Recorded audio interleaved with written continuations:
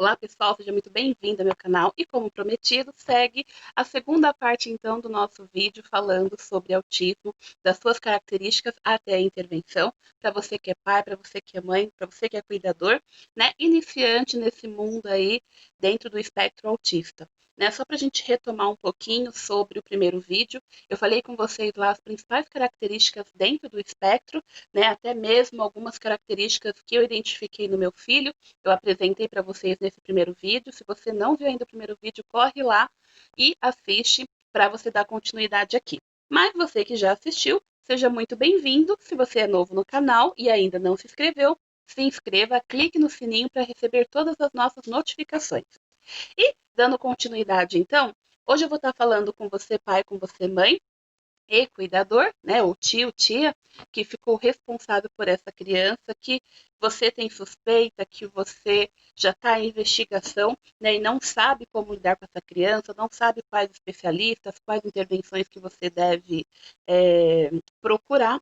Nesse vídeo aqui, a gente vai tratar especificamente disso. E aí eu vou contar um pouquinho para vocês, meu gato veio fazer parte aqui, ó, a participação especial, né, Miau? Mas continuando, eu vou estar até dando para vocês um pouquinho da minha experiência, né, como mãe, como que foi toda essa minha trajetória em busca dos profissionais, quais profissionais que eu procurei, quais indicações, quais intervenções que meu filho usou, quais intervenções que você pode procurar para o seu filho, tá bom? Esse vídeo eu acho muito importante porque quando nós pais temos o diagnóstico da nossa criança, a primeira coisa que ocorre é a gente não saber o que fazer. Né? A gente fica transtornado, fica angustiado, e aí pensa, né? Principalmente quando é pai, mãe, né? Assalariado, que não tem muitas condições, que vai depender do SUS, fica imaginando como que vai cuidar do seu filho, né, apesar de ter algumas leis que ajudam, né, ajuda de custo, outra parte do LOAS, transporte público e tal, mas ainda assim, né, essa família precisa se manter, precisa sustentar os demais integrantes e fica-se, né, o questionamento, como que eu posso ajudar o meu filho se o que nós ganhamos aqui é para o nosso sustento? Né, então, eu vou dar umas dicas aqui para vocês, né, de alguns caminhos que pode ajudá-los, principalmente no laudo, algumas instituições também, né, que podem auxiliá-los e dar algum suporte para você pai, para você mãe, tudo bem? Então, primeira coisa, eu, né, identifiquei as características do meu filho, quem vai ser o profissional a priori que eu vou procurar, que eu vou pedir ajuda? Primeiro é o pediatra, né, se a sua criança ainda é menor de 12 anos, você tem que procurar o pediatra. Muitas vezes, e isso aconteceu comigo mais de uma vez, eu procurei 6 pediatras, né, até eu conseguir um que me escutasse. E todos falavam a mesma coisa. Na época, meu filho tinha 1 ano e 9 meses, quando eu comecei a suspeitar, e de 1 ano e 9 meses até 2 anos e 4 meses, mais ou menos, 2 anos e 4, 2 anos e 5 meses, eu passei em vários pediatras e todos me falavam a mesma coisa. Mãe, o seu filho está na adolescência do bebê. Eu nem sabia que tinha adolescência do bebê, eles que me falaram que tinha e disse que era muito normal.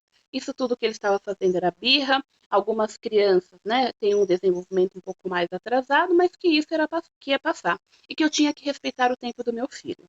E pasme, tanto nos livros que eu vou indicar aqui, como na maioria dos grupos, né, que eu participo e dos cursos que eu faço também, todas aquelas mulheres que estão, né, estudando assim como eu, e já paro aqui uma dica. Você, pai, mãe, cuidador, tem que estudar. A partir do momento que você tem um diagnóstico, você tem que estudar para entender a deficiência do seu filho, para você entender as dificuldades do seu filho, para você poder auxiliá-lo, porque infelizmente nem tudo a gente consegue pagar.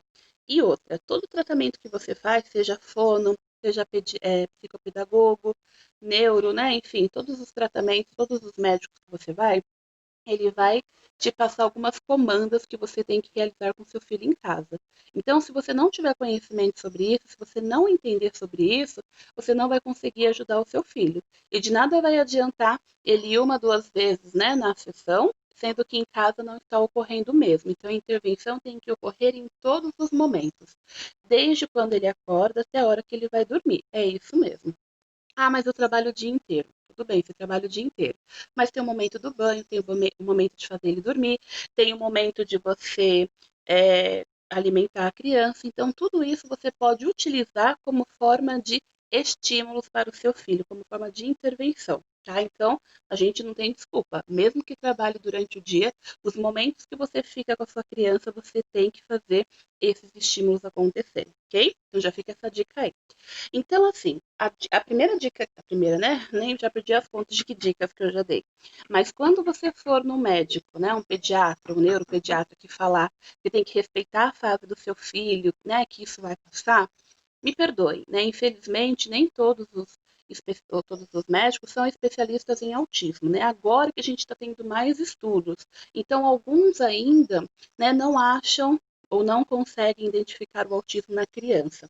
Uma coisa que eu aprendi com todo esse trajeto, que foi quase de um ano, para eu conseguir, né, um neuropediatra, um pediatra, psicólogo para atender o meu filho, né? Eu perdi quase que um ano para ser ouvida de verdade, que eu acho que é a grande dificuldade dos pais, é você procurar outras opiniões. Você não fique na primeira nem na segunda. Se o médico vir, né, que cada criança tem o tempo dela, que a criança está na adolescência do bebê, né, dependendo da idade que você começa a detectar isso, procure outro. E, de preferência, um que já tenha o conhecimento, né, que seja especialista em aba, que seja especialista em crianças dentro do transtorno do espectro autista.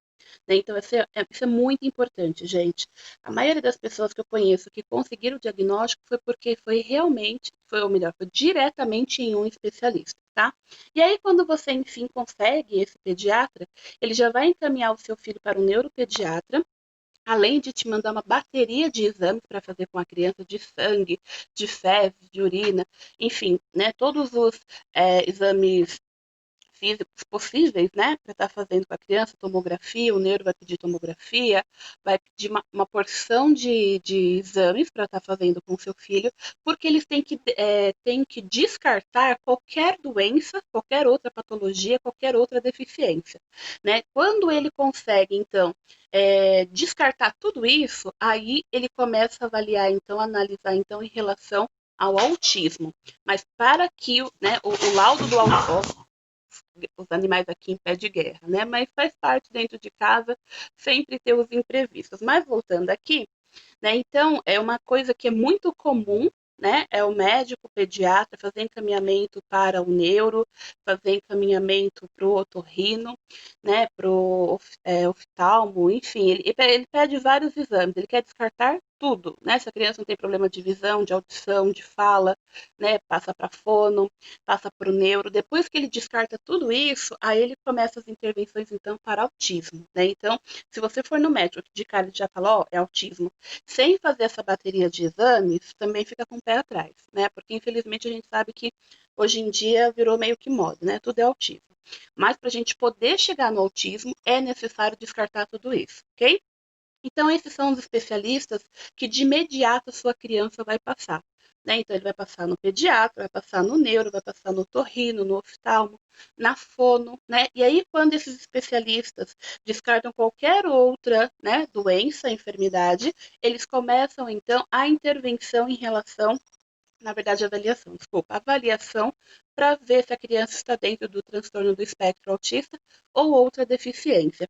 E aí tem um personagem aí, né, um especialista aí que para mim foi fundamental, né? Além da ajuda da escola, né, com o psicopedagogo, com os especialistas da escola que fizeram os relatórios para mim, que foi quando realmente o pediatra me escutou, né? Então, eu precisei também da ajuda da escola para fazer o relatório, né, de todos esses profissionais aí, para que um médico me ouvisse.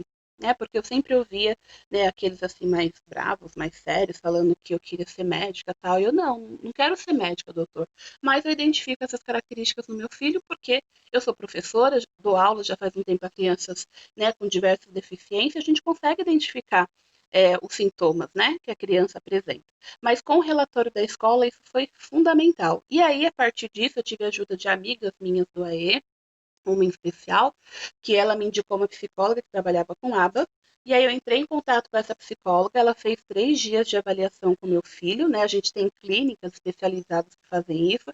Depois, essa mesma amiga minha me falou do Mackenzie, né? Eu não sei ainda se o Mackenzie está fazendo esse trabalho, que é um trabalho esplêndido com o Dr. Salomão, né? E a equipe dele. E eles fazem uma bateria de testes com a sua criança para detectar se é autismo ou não, e depois eles te dão um laudo, relatório, né? Da conclusão deles. Então, é uma forma de você conseguir de forma gratuita. E aí, quando você tem avaliação e tudo, você consegue ir no neuropediatra, né? Caso ele não seja especialista, como foi o caso do meu filho no primeiro momento. E aí, com esse relatório, eles conseguem, então, te dar o laudo do seu filho. Tá? O do meu filho, ele não deu nível, né? Se é leve, moderado, porque, segundo os médicos, e eu até concordo com eles, né? É melhor tem que ter um período de avaliação, até porque, por conta das intervenções, a criança vai reduzindo alguns prejuízos, né? Vai havendo algumas melhoras. Meu filho tinha 1 ano e quase 2 meses de atraso, né, no desenvolvimento dele. Quando ele começou quase com 3 anos, né? Ele faltava o quê? Acho que 2 meses para ele completar 3 anos, né? Então imagina, de 1 ano e 9 meses até 2 anos e pouquinho, meu filho ficou nessa correria comigo, em busca de médicos, em busca de ajuda, de ser ouvida, de, sabe, perceberem que o meu filho alguma coisa não estava legal.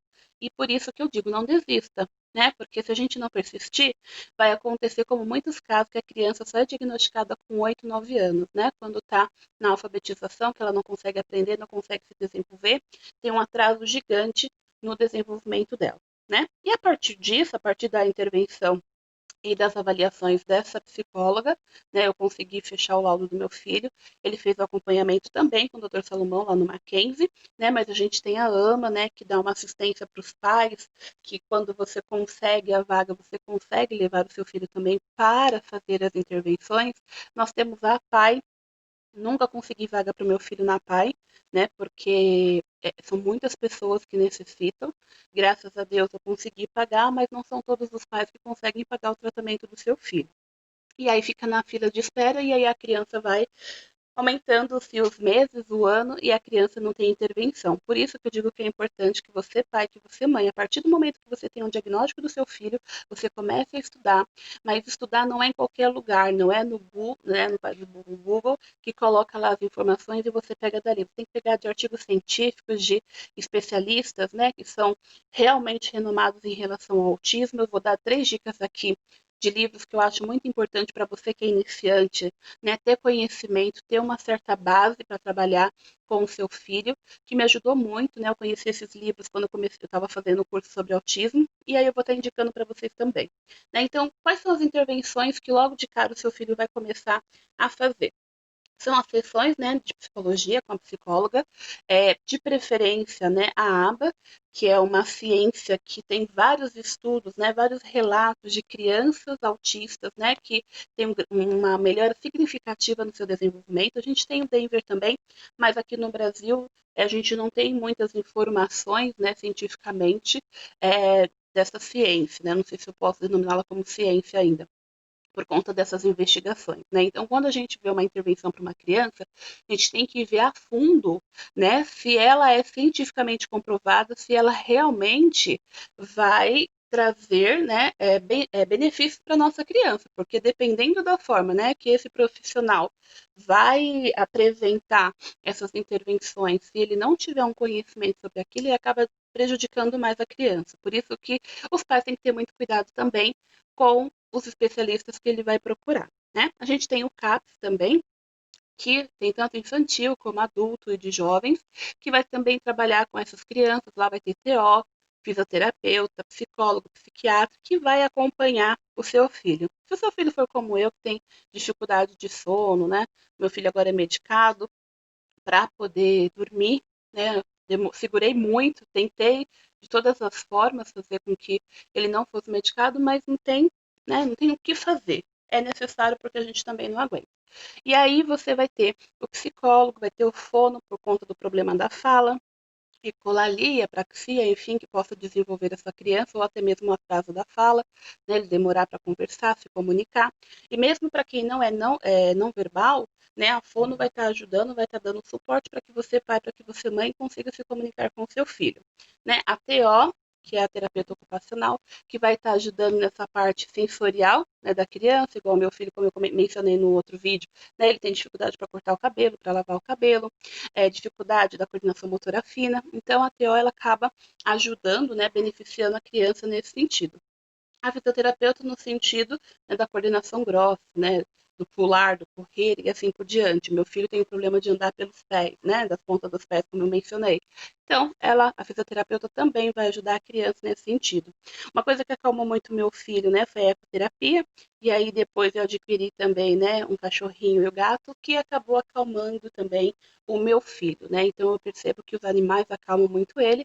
E a ecoterapia, além de ajudar na postura, é, na calma, né, eu percebi que ele ficou muito mais calmo no cuidado com o animal, né, então tem empatia, então a ecoterapia também, né, se for possível, você pai, você mãe, colocar o seu filho, é indicado. Na minha cidade tem gratuito, né, tem a fila de espera, como tudo, mas tem gratuito aqui para as crianças. Então, essas são algumas sugestões, né, que eu vou estar passando aqui para vocês, de especialistas que contribuem para que o seu filho... Ah, psicomotricista também, né? Já estava me esquecendo. Se você tiver condições, psicomotricista, que também vai estar ajudando essa parte da coordenação e tantas outras, né? Estruturas do seu filho. E por que a gente tem que desenvolver essa parte motora, né, principalmente da coordenação motora fina? Porque essa criança precisa, né, em algum momento, ser alfabetizada. E se a coordenação motora dessa criança não estiver bem desenvolvida, ela vai ter muitos prejuízos na aprendizagem. Né? Então, todos esses especialistas que eu mencionei aqui, eles são fundamentais para que você, pai, para que você, mãe, possa ajudar o seu filho. Mas lembrando, tudo que é desenvolvido no consultório, né, nas sessões, você também tem que ter uma rotina de intervenção dentro de casa com seu filho, ok? Então, essas são as principais dicas que eu tinha que passar para você, pai, para você, mãe iniciante. Um ponto que não posso deixar de mencionar, que um dos livros aqui vai estar falando lindamente, né, em relação se você tem outros filhos, né, esse momento de diagnóstico, esse momento de correr de um lado para o outro com profissionais, muitas vezes a gente acaba, né, esquecendo da outra criança, mas não é intencional, isso aconteceu comigo, tá? É por isso que eu digo. Então, assim, eu tenho dois filhos e por conta da correria que eu tinha com o Bernardo, eu acabei meio que me ausentando do meu outro filho. Em que sentido? Às vezes ele queria brincar, eu estava cansada, às vezes eu esqueci de alguma coisa que eu tinha prometido para ele que eu ia fazer, justamente por conta dessa correria absurda que a gente tem, né? E aí um dia quando eu fui chamada na escola, porque o meu filho estava apresentando comportamentos inadequados, né? Apesar de ele ser muito inteligente, ele estava se comportando de forma inadequada. E aí, eu conversando com ele começou a falar para mim: Ah, mamãe, eu não tô bem, eu tô doente também, igual o Bernardo. Aí eu falei: Nossa, mas por que, Pepe? Ele: Ah, porque você só dá atenção pro Bernardo, então eu também tô doente, eu quero ir pra psicóloga também. Né? Tanto que a psicóloga, assim, ela teve uma empatia muito legal e a forma como ela trabalha, por isso que eu não quero largar ela nunca, porque. Não, eu quero largar, né? Porque eu espero que meu filho não precise futuramente, mas no sentido de que ela está no meu coração, porque ela tem muita empatia nesse aspecto, nesse sentido, né? E aí ela deixou que meu filho, em alguns momentos das sessões do Bernardo, participasse, para que ele se sentisse também acolhido, né? E aí, depois dessa fala do meu filho, desses momentos, levei no psicólogo para ver se estava tudo bem, né? Ou se realmente era porque ele estava querendo chamar minha atenção. Belinha, né? Então, é, acaba assim você esquecendo um pouco da sua outra criança, né? Então a gente tem que ter esse cuidado, até mesmo para quem é casado e tudo mais, né? Então a gente tem que separar esses momentos. Hoje eu aprendi um pouco melhor, né? Não estou dizendo que eu ainda estou 100%, mas eu já consigo organizar minhas coisas de uma forma que eu consigo dar atenção para todo mundo, né? Todo mundo próximo a mim, porque também a gente não consegue abarcar o mundo, né? Porque quem tem um filho com deficiência, quem tem criança em si, sabe que é muito trabalhoso, ok? E agora vamos para o grande final, que é a indicação dos livros que eu falei para vocês, né? Então são 3 livros aí que eu vou indicar. O primeiro é esse daqui, né?